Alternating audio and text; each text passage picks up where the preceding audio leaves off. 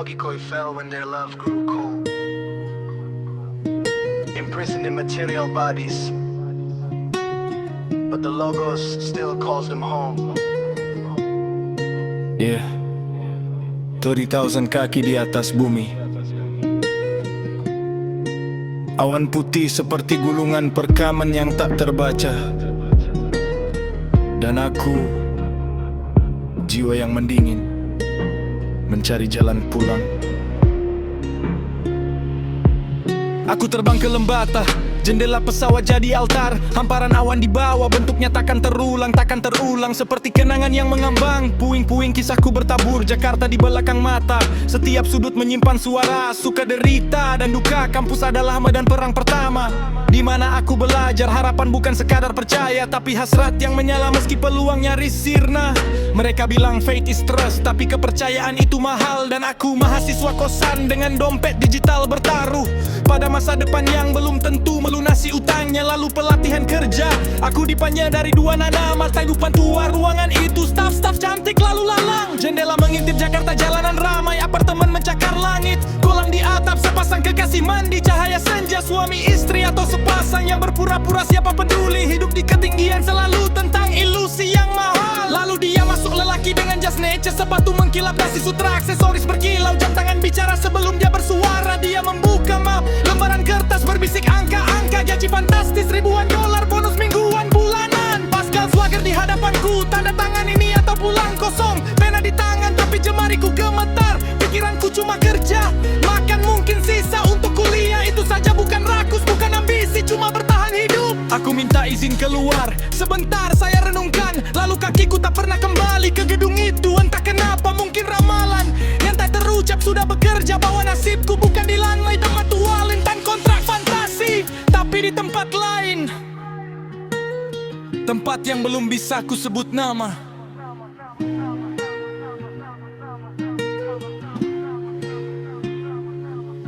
Magang di kantor, media online, kerja yang tak betah.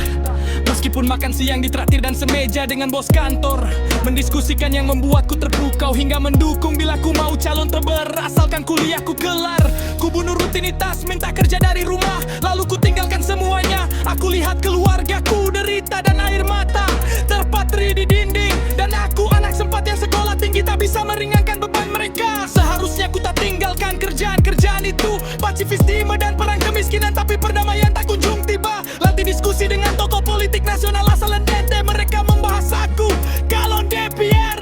Tapi diskusi itu juga ku tinggalkan seperti ruangan lama dua-dua. Terendah hanya kekuasaan, bukanlah wahyu yang ku cari. Dan nubuat tentang masa depan politik, siapa yang benar-benar percaya kabar angin lain bakal calon bupati Lembata. Tapi aku cuma orang tak berdaya, yang bahkan tak bisa menebus luka-lukanya sendiri.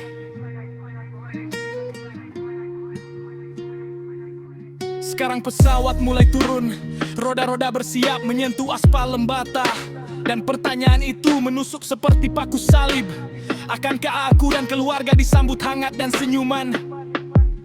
Ataukah akan seperti kisah kelam yang memilu, meremukan, menghancurkan seperti sebelumnya?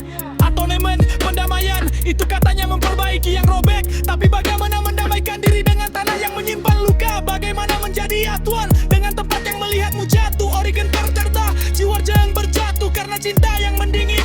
Terpenjara dalam tubuh material, menanti pembebasan. Tapi dia juga berkata, bahkan iblis pun akan berdamai dengan Tuhan. Jadi mungkin ada pengharapan untuk orang sepertiku. Banyak yang bersalju di Lembata, maksudku yang beruban, meninggal dalam keprihatinan yang dalam. Aku cinta Lembata, tapi tak ingin menderitaku. Luka-lukaku kembali bersarang di sana seperti burung nasar. Aku terbang membawa tubuh material ini, kendaraan jiwa yang letih, mencari api penyucian, atau setidaknya jawaban. The sun is the shepherd of rational beings, the Logos who became flesh. And hope is not optimism. Hope is the desire for the young bata, the miraculous cure. Lembata, ini aku, bukan calon bupati, bukan anggota dewan, bukan karyawan lantai 22 dengan bonus mingguan. Hanya seorang peziarah dengan sayap yang patah, mendarat di tanah yang dulu mengusirku ke lembar penyiksaan. Ku berdisarinya dicari pendamaian.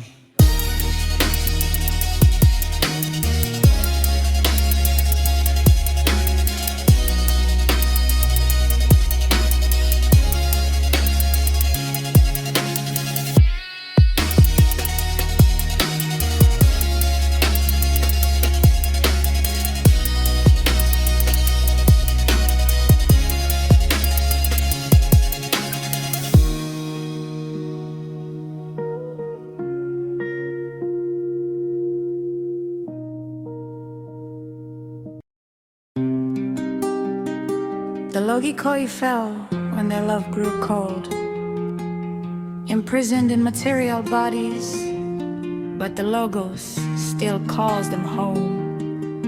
Yeah, tadi tausen kaki di atas bumi. Awan putih seperti gulungan perkamen yang tak terbaca. Dan aku, jiwa yang mendingin, mencari jalan pulang.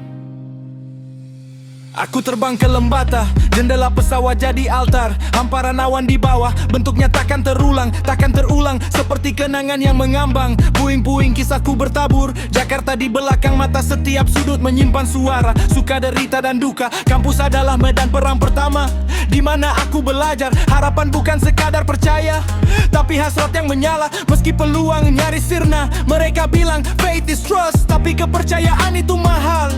Dan aku mahasiswa kosan dengan dompet digital bertaruh pada masa depan yang belum tentu melunasi utangnya.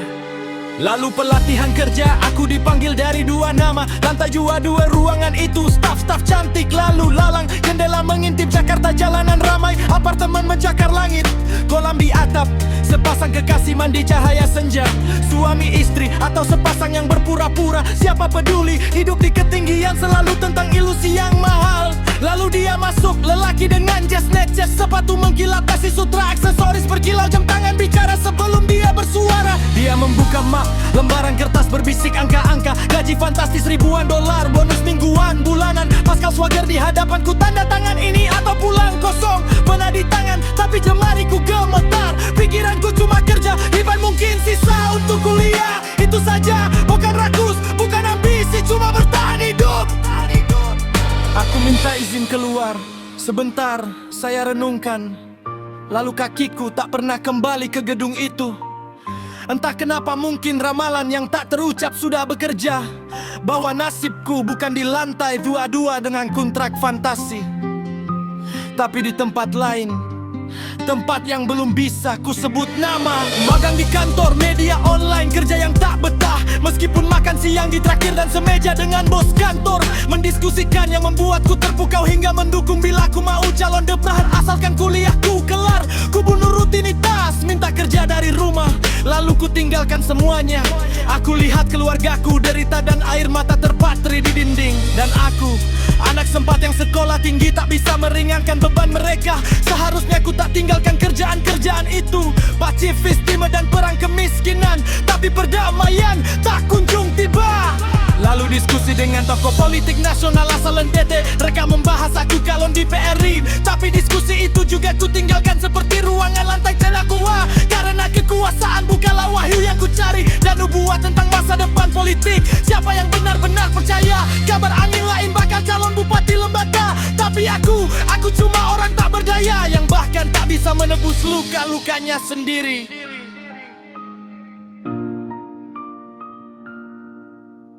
Sekarang pesawat mulai turun, roda-roda bersiap menyentuh aspal Lembata. Dan pertanyaan itu menusuk seperti paku salib.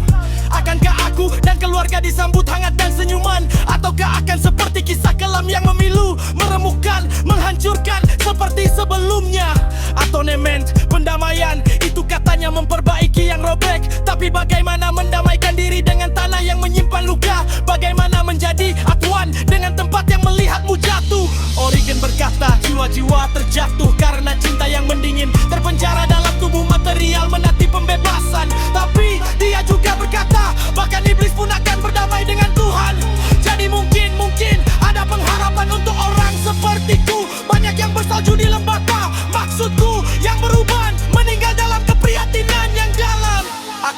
lembata, tapi tak ingin deritaku.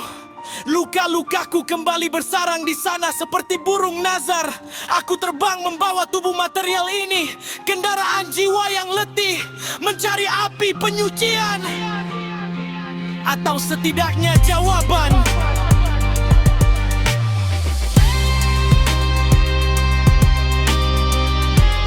The sun is the shepherd of rational beings. The mirrors that fools trish. And hope is not optimism. Hope is the desire for the unlikely, the miraculous cure. Lembata